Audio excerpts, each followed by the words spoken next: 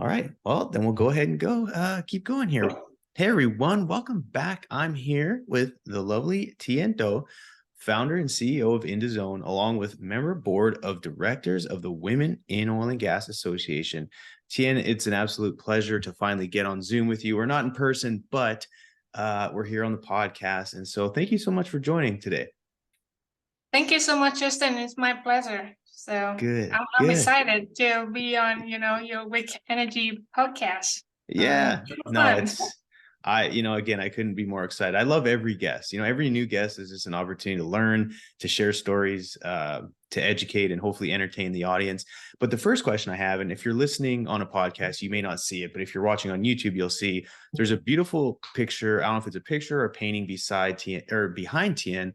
Would you go ahead and share what that is? Because when you came on, I just was like that. It looks like such a peaceful, a relaxing house with some palm trees. I'm from Canada, so when I saw a palm tree for the first time, I almost died. I was so excited. What is it that your background is? Oh, thank you. That is a picture of my hometown. I was born and raised in a small village in central Vietnam. So this picture was taken, I believe, in 2012 when me and my husband, he was boyfriend at the time, we went back for a family trip visit, and we went out to the rice field, and this the picture that he took, and of course he applied some of the Photoshop, on Yeah, there. But yeah, it's to me, I put it on the background because it reminds me where I came from. Very peaceful, and yeah, I think it's very pleasant for whoever on Zoom meeting to escape your mind a little bit, go into yeah, the place that where you comfortable, or the dream place that you want to be.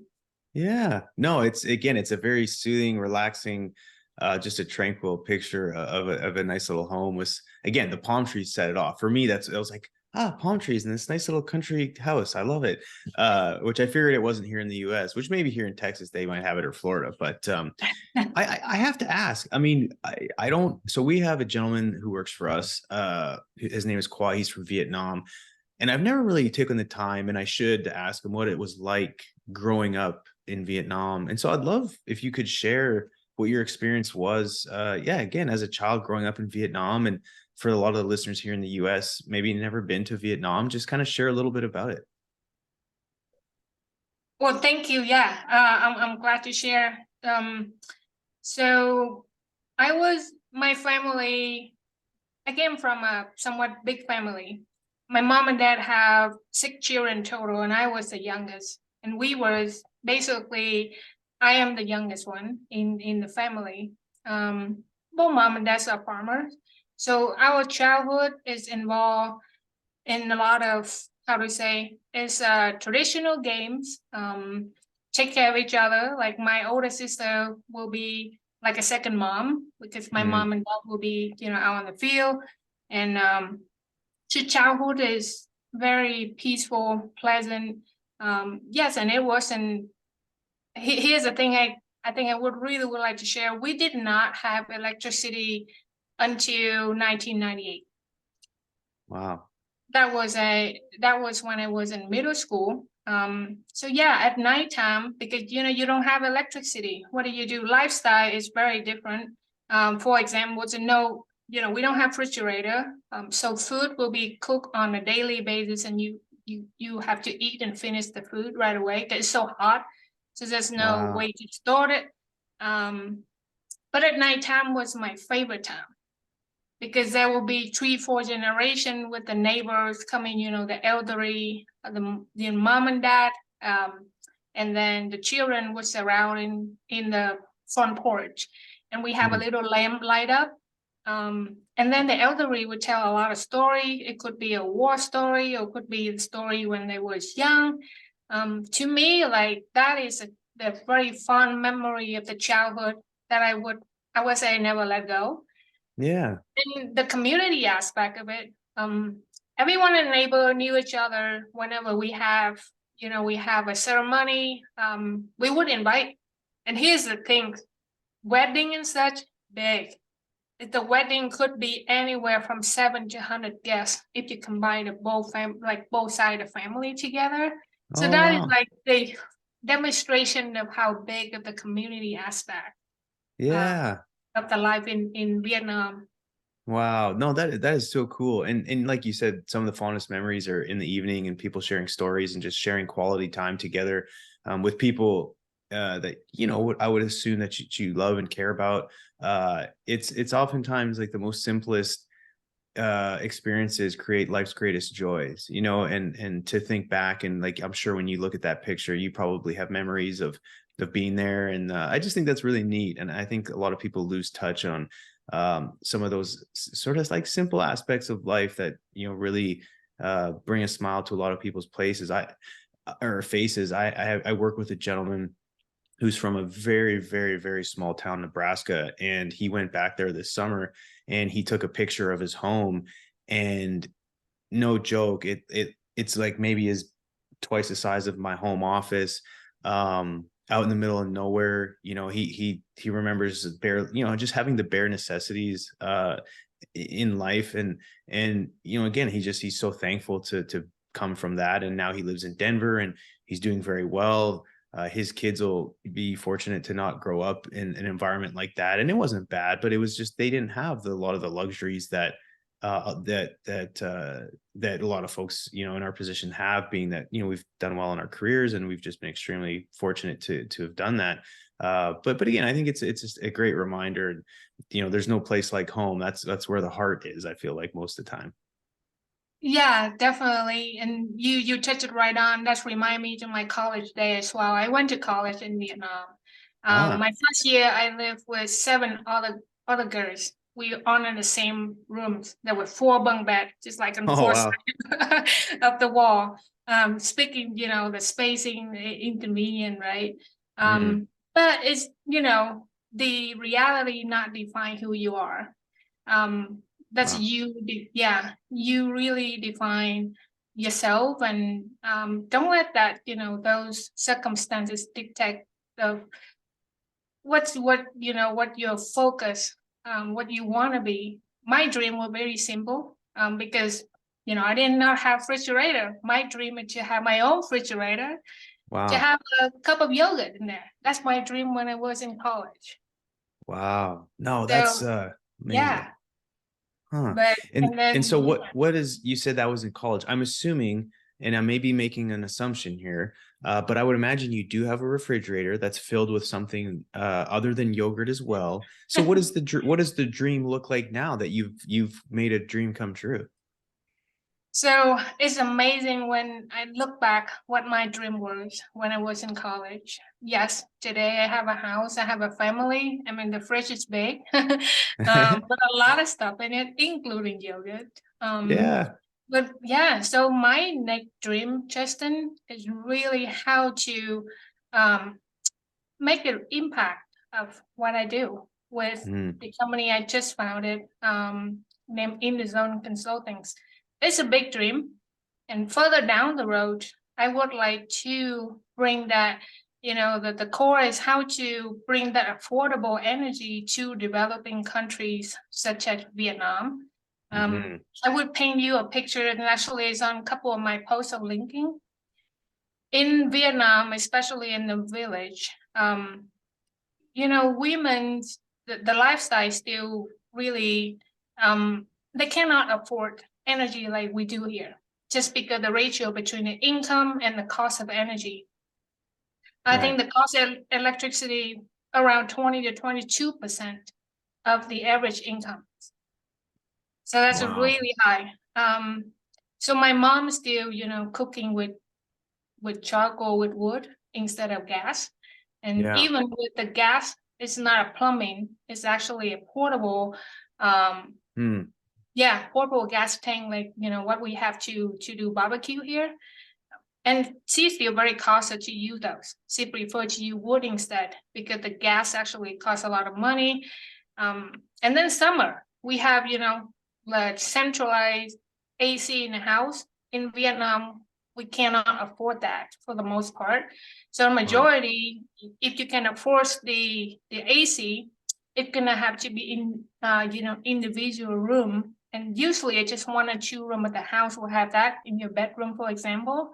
My Yeah. mom might get to today is about 110 degrees and I was in 98% of humidity, but they just use the fan instead of the AC unit. We install one for them, but they're Wow. not using it because at the end of the day, that's an electricity bill that's too high. Yeah. So Wow. yeah, it's a lot of things in my mind. So what I can do today, um, how can I translate that to 10, 15 years from now that I can bring it to developing country Yeah. or improve Wow. that affordable of energy. Yeah. No, that and honestly, I think, on my website and even when I first started Wicked Energy, I was trying to think, what's the purpose? And actually I'm going to share a beautiful quote that you have in the letter you sent me. It says, your purpose in life is to find purpose and give your whole heart and soul to it. And so, again, I think part of my purpose as a podcaster is being fortunate enough to be in the position to have the experience, but also be able to make connections with folks like yourself to have conversations about what it takes to power the world. Because, and the way I see it is if we can have constructive conversations about what that takes, and it being all forms of energy, if we can, because right now, if you look at, I don't know what the percentage right now, I think 60 to 70% of the planet has access to electricity, maybe a little less, but with that being said, is think of the talent pool that we're not pulling from to be able to solve the world's problems. And so to your point, it's like the North Star shouldn't be, we need more oil and gas. No, we need more of this. We need more of that. And being, combative with each other. It's like coming together to provide energy for the world, to which then we can, tackle a lot of the challenges that, people that don't have access to light at night can work and help solve these problems. So I very much align, although we come from completely different backgrounds, I align with your vision and mission on that because it's so critical. I mean, I've, again, being here in Houston, you meet folks from all over the world who either come here for school, who work, and especially in oil and gas, we work with people from all over the world. But to hear people like yourself come from challenging upbringings, and at the time you didn't know any different, and all you wanted was a fridge and some yogurt, which is like the most humble approach to life, I feel like. Yeah, again, I'm so pleased to be able to have a platform to be able to share these conversations. And so one thing I will ask, and we're going to dive into zone and some more energy stuff, but it's clear that you have such an interesting approach. And what I wanted to ask is, in that quote, it says your purpose in life is to find purpose and to give your whole heart and soul to it. But and perhaps you may disagree, but I think for many, including myself, we all struggle with the part where it just assumes that we know our purpose. But the reality is that many people go their entire life searching for it. How do you like navigate that piece of it? Because that one I find it's a little difficult for some and a lot of people. Thank you so much for touching and asking that question. Tell you the truth, before an event happened in 2020, early 2022, I did not know my purpose in life. I mean, maybe at some degree. I have certain struggle just like others. I have, 2 kids. I have a very high, demanding job.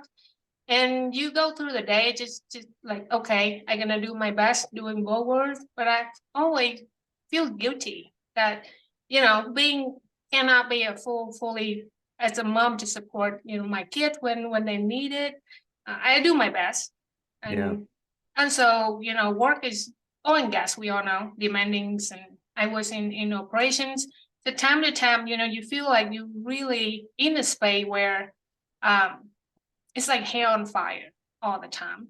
And it's not a good place to be. It put you in, a anxiety mode a lot. Yeah. And then early 2022, yeah, we experienced a little, a tragic event with our family. And along the way, a book found me. I have to say a book found me because I would never go, I wouldn't think I would go to find a self-help book, and it called sorry, all I said in my mind, which is being blocked out. No, that's okay. Yeah, living surrender. Okay. Living from a play of surrender. So this Mm, book was written by a yogi, but he also a CEO of company that he started himself. He called Michael A. Singer, and it's mm, eye opening to me. We spend a lot of time to focus on things that we cannot control.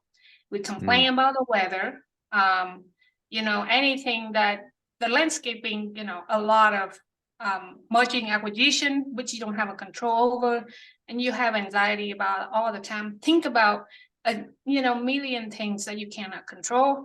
Yes, you are on this earth is beautiful. Just look at things surrounding you, the tree, mhm. the sky. Do you appreciate it enough? Do you appreciate that you was born in this beautiful earth, right? So it's eye opening for me. Like, what am I doing? And actually, why am I in this anxiety mode? I have one life to live, so I need to live it really good. Um, Mm, and then one thing after the next, that book encouraged me to find another one. Is recommended by my friend. It's called Designing Your Life, um, written okay. by two professor at University of Stanford. And this is more, more surrounding and focus on um, kind of framework to figure out, are you currently happy with your work? Do you find a meaning and purpose in your work? And they gave really good framework. So I spent good 2 months to go through the book to do the framework, and I really is have a exercise to do it yourself. So I did that. You have to do the Okay. mind mapping, which is super cool. To really Huh. figure out what's your passion, what's your strength, what make you happy, Hmm. and from there, yeah, I that's it gave me a lot of inspiration and peace, with of all things going on in 2022. Yeah. Is my company merging with other companies, and um they're gonna move to headquarters, and a lot of uncertainty, right? So just imagine a lot of people in that space right now, and it's insecurity, it's uncertainty, a lot of anxiety, and you bring that home with with your partner, with your kids. It's an unhappy place, and I refuse that stage. So Wow. No, yeah, that's again a great answer, and such a healthy yet simple yet complex way to think about it. But again, I think a lot of it comes back to mindset. And you clearly I would imagine, take time to really work inward and focus on a lot of those things. A lot of it comes down to gratitude and perspective, and like you said, not not worrying about things that really are out of our control. Which, I mean, there's so much, but I'm gonna pivot a little bit and switch gears here and talk a little bit more. We'll focus more on the energy side. But I'm curious, before we dive into zone, do you have any core beliefs around energy that you've changed your mind on over the recent years? definitely. That's a really head on, right on down questions. I got into oil and gas in 2010, and for me, it was just a job, a career. I love it. I love the Mm. fuel aspect. I love, the people, really straightforward. I met a ton of redneck too. It's just so cool. And I got to Yeah. travel around the world. I love every aspect of it, right? But Wow. really didn't find I didn't know the deep core belief is energy is so important to Yeah. improve quality of life. It's come down to it. And it is that so much sing into my mind in the recent years. Um, with all the lot of noise out there. And for me, that is the core belief I focus, and to give me a really strong, how to say, passion on my path. That is, I want to make an impact. I I believe in what I do is important. The Mm, time to time, you would too stressed out, and there's a lot of not good perspective about oil and gas industry, for example. And you want to quit, you want to get out of the industry, you want to go do something else. Honestly, I worked once in that spot a few years ago, but once you find your core belief, and I stick with the industry. And in fact, I went on my own for the reasons. So Yeah. Wow. No, that makes sense. It's again, similar to you. When I got out of high school, all I wanted to do is socialize and party and not worry about anything else. And again, when I was 18 years old, I didn't want to go back to school. So my cousin sort of influenced me into working on a drilling rig. And I thought, yeah, I can work hard. That's easy. I can make more money than my friends who were going to college. That's a plus. And I enjoyed it. And it wasn't until, I would say after or during graduate school, and then coming out of that, really kind of changed my core belief around energy. And again, I always knew how important like electricity was, but when you have it at your fingertips, you take it for granted a lot of times. I was born in Canada.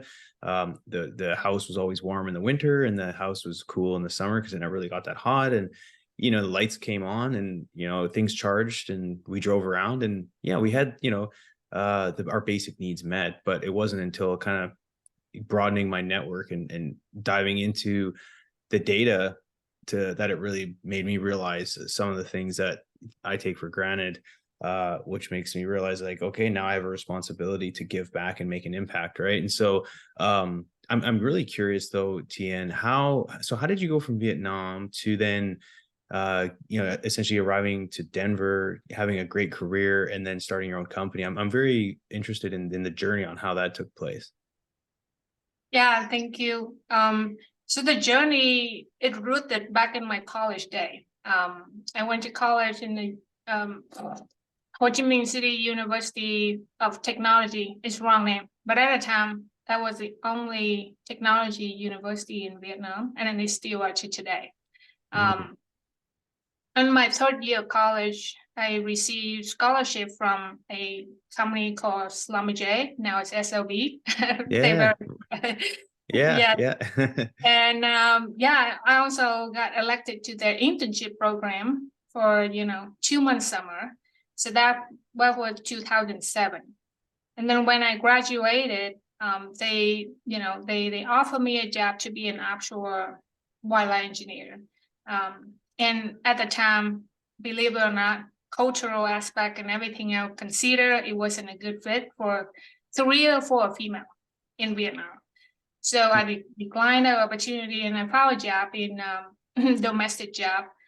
That's about 3 months later, after I started my job, I got a letter from Schlumberger say that, hey, we have an opportunity in U.S. land. It's gonna be in well services, and if you're interested, please get back to us. Like, I would say within 12 hours. That's like overnight for me. So Yeah. that's the start of my journey from Vietnam to US. It took 8 months to gain the visa, which is a long Wow. process. But yeah, so to October 2010, I came to the United States and started my career, oil and gas career with Schlumberger in Texas. I Okay. was in, yeah, and I was a frac field engineer, or completion stimulation, you name it. Started in Texas, and basically in the travel crew all over Texas, Oklahoma, and Louisiana for my first 2 years with Schlumberger. After that, they transferred me to Rock Spring for another 2 years. And Rock Spring, Wyoming, I had an opportunity to experience all of the basin all over the Rockies, including wonderful Williston. So Oh, yeah. my winter exposure at Williston was negative 55-degree wind chill. It was nighttime. Yes. So my Oh nose boy. literally it dripped out and it just ice instantly. It What's was what really quick, what does the coldest temperature like how cold can it get in Vietnam where you're from? What's the coldest? man, I would say the coldest 60, 65. That's in central. Yeah. It's Holy not, smokes. it's not much cold in that. And Okay. it So usually, yeah, so it's a big change. okay, so clearly, and I would imagine that was the coldest you've ever experienced was being up in North Dakota. That was probably up until that point was the coldest you'd ever witnessed. I don't, I don't know. I went to Siberia for training with, yeah, Oh, Siberia, Russia for training with Schlumberger, uh, in 2011, and it was February, which is the core of the winter over there. All you could see oh, is no bang, and I didn't. It was, I think it was negative 20 degrees Celsius, which actually probably more, yeah, yeah, translate to Fahrenheit, but that probably would be the coldest temperature wise. But you're mm-hmm. talking about the working condition, the Yeah. Williston is the coldest one because I was out on the frac sites and taking Oh, fluid sample and whatnot. So mm-hmm. hey, That's it's the fun, man. So I love how you embraced it and you said you loved it. That's great. That was part of the reason why I got out of the field. I'll never forget. I was on a rig in Pincher Creek, Alberta, in the wintertime. And if anyone's worked in southern Alberta around that area, you know it's always windy. And I never believed people when they told me that it rains and snows sideways and the trees grow at an angle. I was like, yeah, that's supposed to be a bunch of BS. Like it can't be real. And then our rig moved from Rocky Mountain House down to Pincher Creek, and so everyone's hard hat had to have a strap because it was so windy. And one night, same thing, we were rigging up, and it was minus 60 with a wind chill, and yeah, we ended up having to shut down the rig up operations because anything that was on a boom line or a winch would just start swinging around, and like we couldn't yeah, set anything up. It was snowing and just it was insane. And so it's cool, like it's in the moment it sucks, but looking back it's like, wow, okay, I survived and I lived to tell about it, and it made me who I am today a little bit. I know, right? The day in the field really make you appreciate on what you do today. As an engineering background, you always have a lot of fancy design and stuff, but it Mhm. have to work with our folks in the field, make it simple for them, make it executable. Yeah. So to me, like I always appreciate that 4 years of my career out in the field. Yep. Yeah. Yep. And so actually, yeah, I remember when that happened, when I was in that experience, yeah, I quickly realized why it was important to go back to school, because if not, I would have lived the rest of my life doing that stuff. And so I quickly then signed up to go back to school, and here I am. I'm in Houston in an office, which is nice. But with that being said, so you're at Schlumberger, you're working, you're getting a ton of experience. You then moved on to the operator side at some point, right? Yeah, 2018, I moved to operator side with a company called Whiting Petroleum. Really Yeah. good exposure, in completion department. Um, Great people, and the experience is so. I would say I wouldn't trade it for anything. Um, so I learned a lot with that past 4.5, 5 year with on the operator side, and Mm, yeah, and early last year, Whiting Petroleum's announced the merging with Oasis Petroleum to become Core Energy, and the headquarters is in Houston. To me, like I'm so excited for that merger, and for the bright future of Core Energy. But moving was not in fit for our family. With that being said, I stay on to the end of last year to help out to finish the Whiting Legacy Whiting program. Um, okay. and then I think I took a month off. Um, and really, that's a really needed time to really quiet my mind and determine what I want to do next.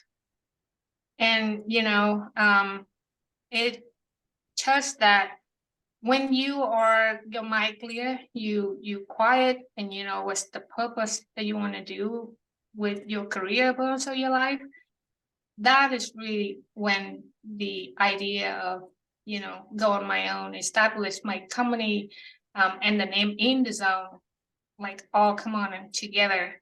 So Yeah.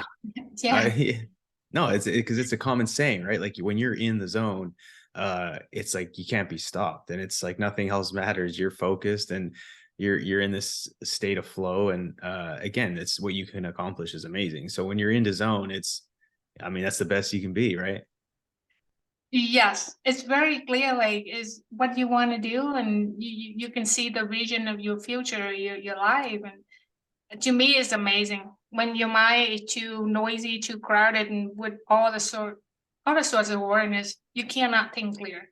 But when Yeah. you be able to put all of, the noise aside, and then you'll be able to know, like, find out what's your purpose and what you want to do. Wow. No, that's amazing. And so tell us about In the Zone. It's you run a great little company, and I'd be, I'm excited to hear a little bit more and kind of like what kind of services you do. Again, look at your website. You've been a part of some really fascinating projects. And so I'd love for you to share, like, where does the value lie in the zone, and what do you offer for the marketplace? Oh, thank you so much. Yeah, so InDZone established, or founded based on the inspirational of very successful couple very successful project that I did in the Bakken, in the Williston basins. So it focused on the completion and engineering design portion of it. Yep.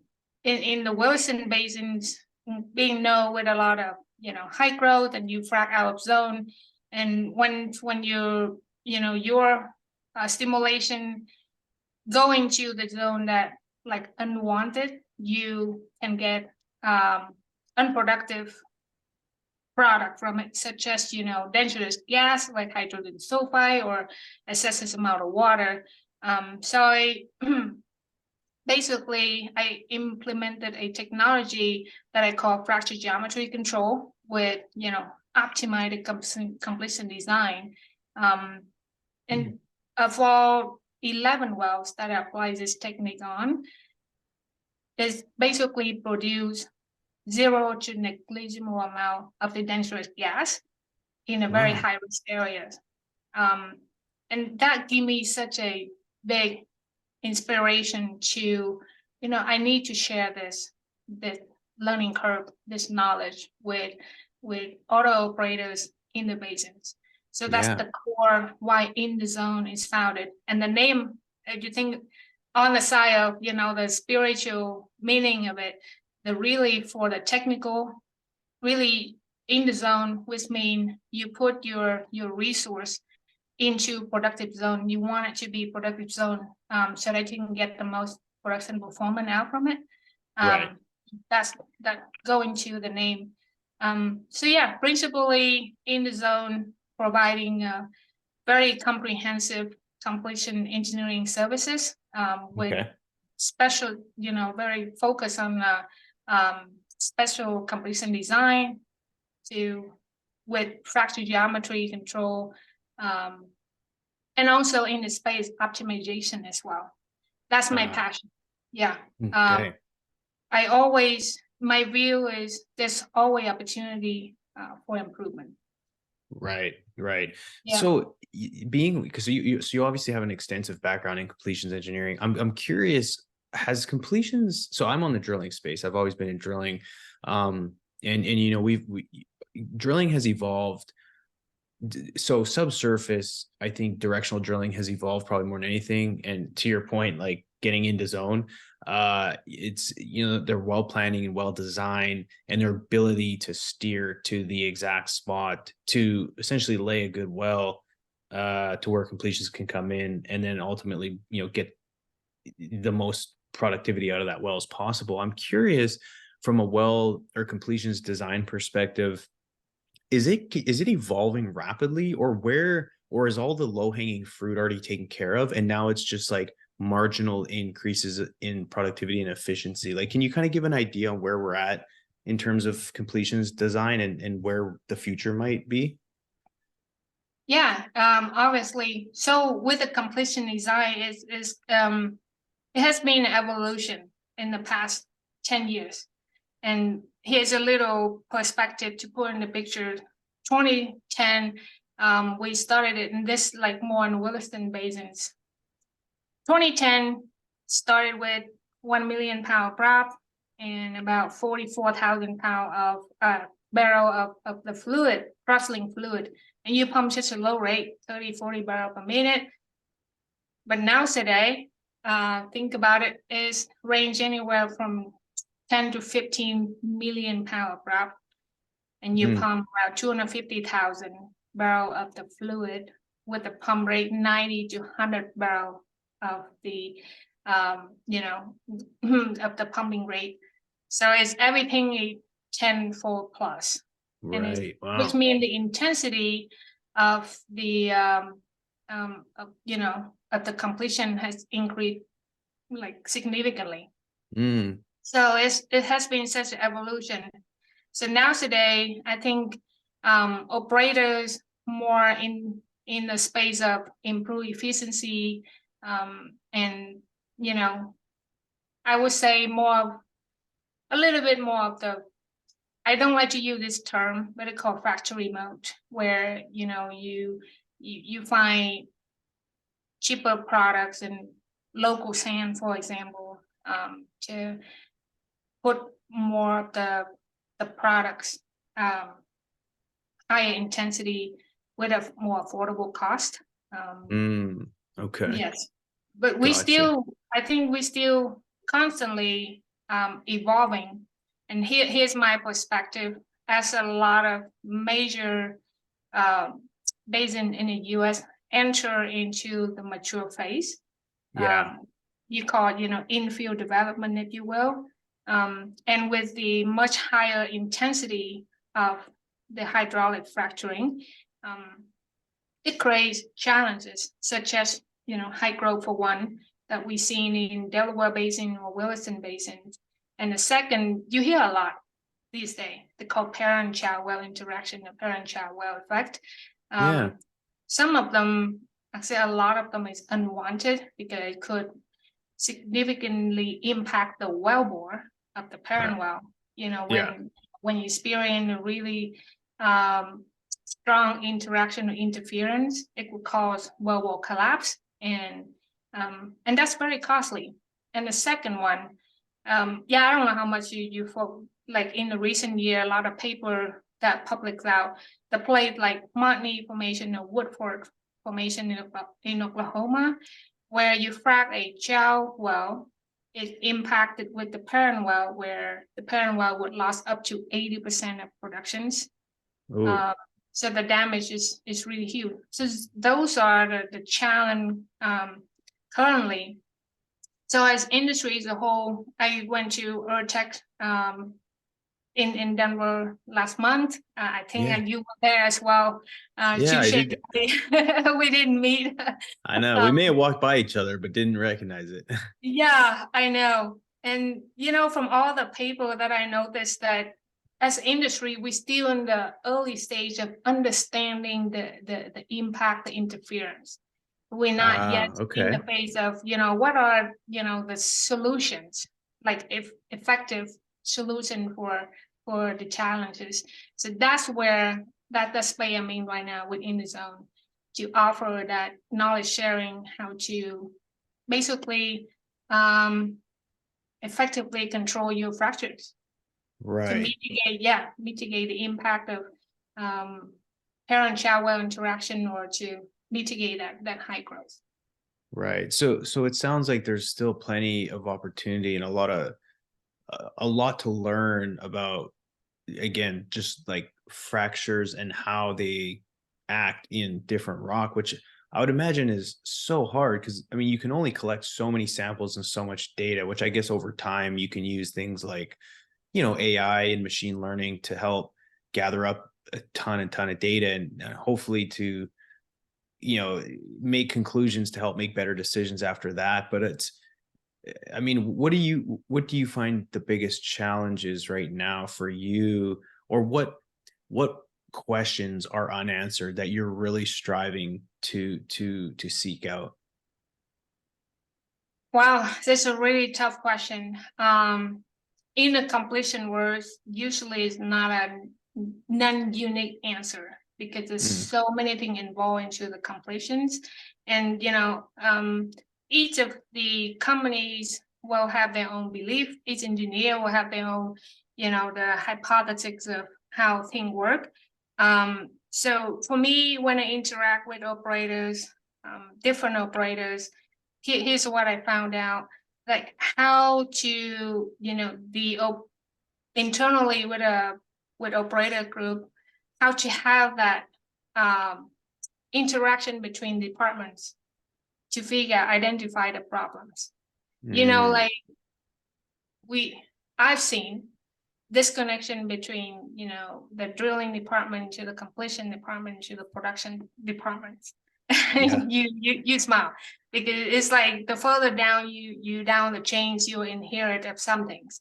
And a lot of, sometimes point finger. I see things has changed in the past few years where with the resizing and, cross-function training, rotating personnel around, that specific challenge has been, I would say, somewhat addressed, but still have a room to go.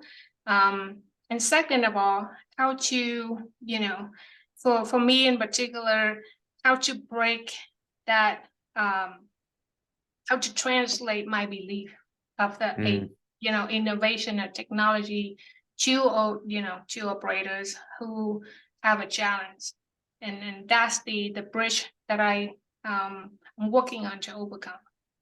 Yeah, no, that makes Yeah. sense. What in the completion space, do you find now that, so I'll back up a little bit. Over the last, call it 5 years or so, we've seen a shift in personnel with respect to experienced folks leaving the industry, unfortunately, in some cases, forced to leave. And you have a lot of the younger recent grads coming in and are being put into positions of authority that don't necessarily have the experience, although arguably it presents opportunity because they are malleable and you can sort of they're very much more open to unique approaches to different challenges, although again the wisdom and experience part sometimes may be lacking, and no fault of their own, just the nature of the business right now. But do you see that presenting opportunity, or do you feel that a lot of the experience that's slowly leaving the industry is actually going to slow us down for future growth? Great question, Justin. I see that as well. And there definitely is a gap in experience between the old and the new. And it creates a challenge in education for, between the generations. How do we address that? I think this is a little bit over my head to answer this question, but I can give you my perspective, right? I'm in the space of, I'm in the middle of the old and the young generations. I am so proud that I have that field experience and, had all the cool job that I experienced with nitrogen, with CO2, with, cross-link fluid. So that's a part of my commitment to educate, to share the knowledge as well through InDZone. So if and when I face a situation where, the help is needed to, with these kind of the job or job design, that's what I can help. And again, my principle is focus on what I can control.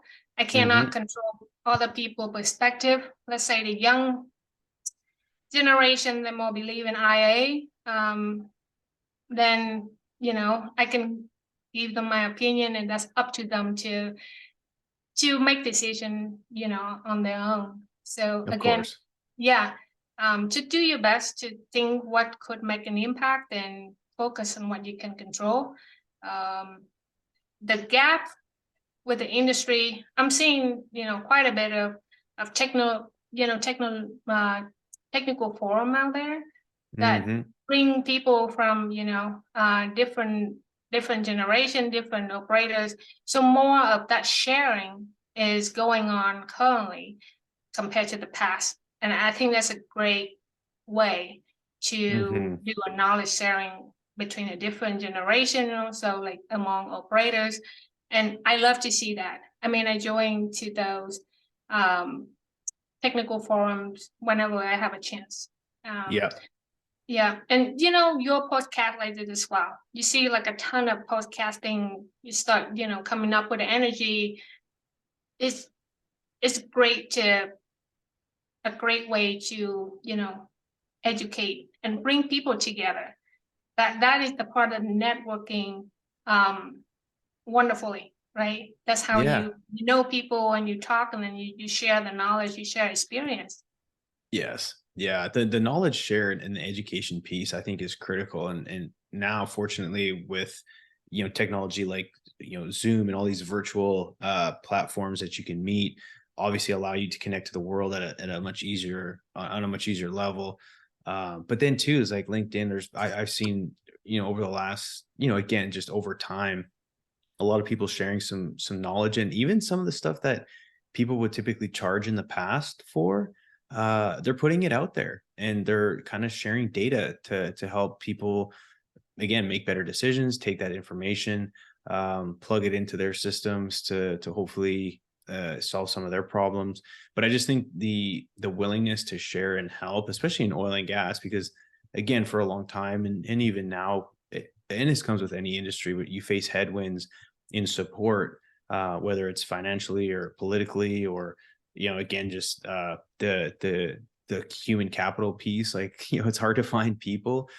So the more that we can connect through, whether it's LinkedIn, podcasting, conferences, again, just it takes everyone to talk and share knowledge and not hold it so close to our chest. Where if someone does something good, uh, there's certain operators out there who like to not share too much, but then there's others who are willing to share. And I think it's going to be important for us to continue to just connect the dots amongst companies, amongst disciplines, again, to get to the point where we can provide affordable, abundant, and reliable energy, not just to us in the U.S., because I think we've gone there, but to the rest of the world. Which, again, I feel like the U.S. is blazing our own trail in some ways, but again, we have lots. We have a long way to go, but at the end of the day, it's folks like yourself and InDZone that are helping achieve those goals. And so we're getting close to the end of the hour here, but I do want to close out. I'm fascinating to learn about your daily routines, perhaps anything that you do on a daily basis that help contribute to your success, to help keep your mind in the zone. No pun intended there, but I think it's important to, yeah, kind of share that if you wouldn't mind. Sure, why not? In my daily routine, I started it, I would say, in February last year. So first thing I got up is I would do meditations and then following with yoga. Nice. Uh, and by the end of the section, what I do is I saying out loud in my mind the three things I'm really grateful for, Okay. and then following with three things that is really important for me to finish today. There's three things. Okay. And yeah, and then I go on the day, right, to feed the children and get ready for them to go to school. And I mean, I'm so glad I'm able to do it now. Um, Yeah. Actually, I was not able to do it before with, leaving the house 6 a.m. and whatnot. And we're not Yeah. able to see them when they woke up. So that's, and after that, I go on my day with, doing my business. And really, the focus factors and that three most important things that I need to accomplish today. That's what guide me through. It's like in your checklist, when you accomplish that three things and everything else, bread and butter on top. And it just make you feel much better at the end of the day. You accomplish thing that you set out you're gonna do. Yeah. Yeah, and then I finish the day with a short meditation as well. It's like I'm grateful for my day, for whatever that I went through. I met with new people. I was able to um, share some technical knowledge, to make some impact of that day. Or just simple today, I was able to take my children to the park. Yeah. Hey, Yeah, that's just great. grip something just in your mind, and do this. Just say Yeah. the purpose of my days is letting go. Right. But you No, came through that day that not in the way that you expected, just let it go because it's already done. It's already in the past.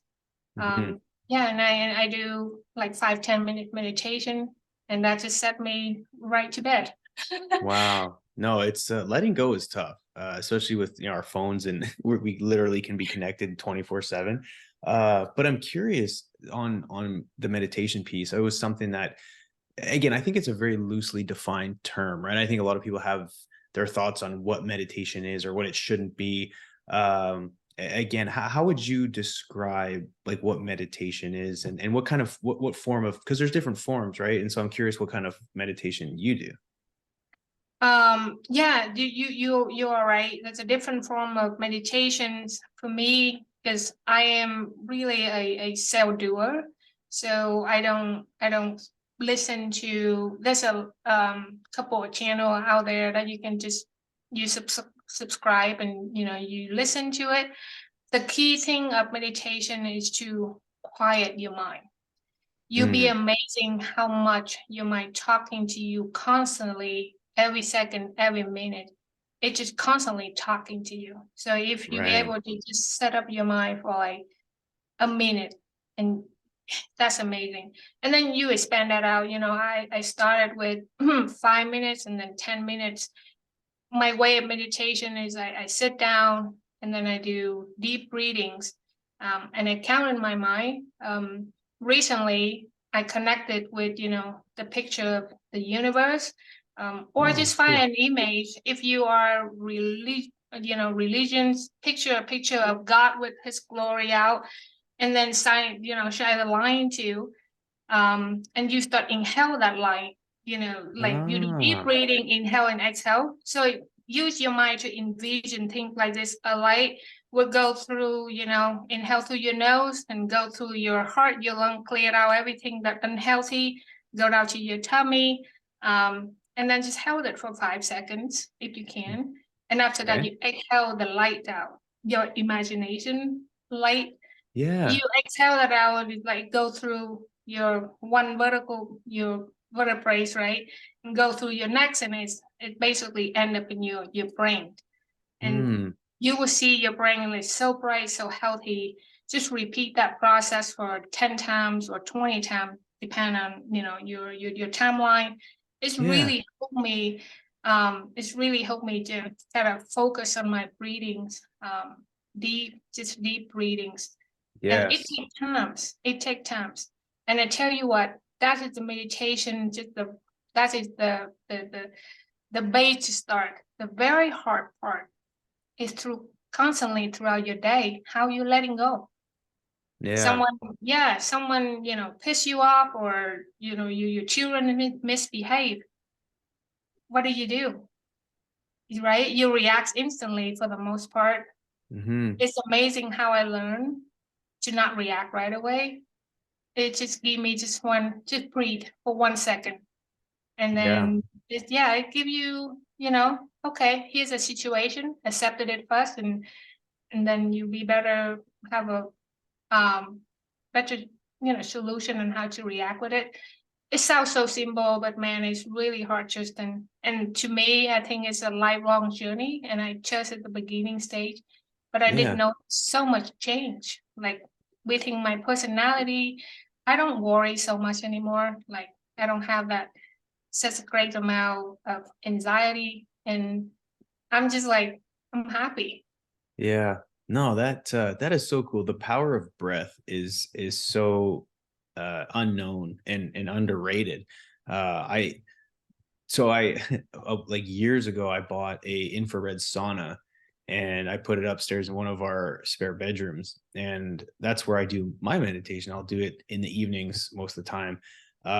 And it's actually, like, to your point, it really, you have to work hard at close, like whether it's closing your eyes and breathing, but just not doing something and just being calm and taking, at first it was difficult for me to do it for a minute. Like I was so antsy to like pick up my phone or go do something, and to really, once you can get to a point where you can just, like you said, let go, it's extremely refreshing. And then whether you do it with your eyes open or closed. I do it typically with my eyes closed.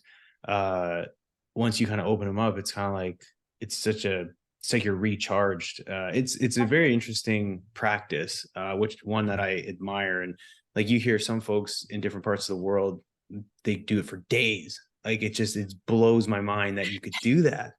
But I respect it. And it's like, I don't know if I could go 2 days of just breath work, but I can certainly push myself to get, the once it's interesting. I've gotten to a point where I was able to get close to like a half an hour, and you almost go through this like trance type, like dreamy state and I've had it happen a couple of times, but when it happened, I got so excited, like I naturally pulled out of it, and now I like try to get back there, but it's so hard because the more you want to get back there, the less it's likely to get there. But it was Wow. like, yeah, it was very fascinating to me. That I could, our brains can do that. It was like, so anyway, not to everyone's kind of like, what in the world are we talking about? But uh the point is to take a minute to breathe, folks. Okay. Just like the rig's not burning down, breathe. Okay. I know, yeah, every single situation you face today, regardless like how bad it is, you take just a minute to do deep breathings, and then you will find a much better place and solutions. Just Yeah. trust yourself and trust Justin and I on that. Yes, we can be trusted, I promise you. Yep. Well, Tia, this has been such an amazing conversation. If people are interested in InDZone and they feel like they may be the right person to reach out to perhaps do business with you, or even just to reach out, what's the best way? And I can put the link in the show notes, but how do you suggest people reach out to you? With an email or LinkedIn or website? What's the best? I think all of the above. I'm Okay, active. I'm very active on LinkedIn. They can reach good. out to my email directly, or my cell phone. I don't have cell phone 24/7, but during the core business hour, trust me, I will get back to you when you reach No, out. that is great. Well, what I'll do is I'll put all the links in the show notes. Again, thank you so much. And a big thank you. I should have done this at the very beginning. Kathleen Mann is the one who connected us. She's a rock star. We've never met in person. We've tried about 800 times. We're both busy, but she's the one who made the connection. So, Kat, if you're listening, thank you so much for the introduction. I'm going to send a message to both of you after this, just sharing my appreciation for this. And again, thank you for your time, Tien. And for the listeners out there, please review, subscribe, share this with someone who you feel needs to breathe or solve their completions problems. Tien's there for you. And with that said, everyone always remember that everyone deserves access to energy, and we is greater than me. Thanks, everybody. Oh, thank you so much, Justin.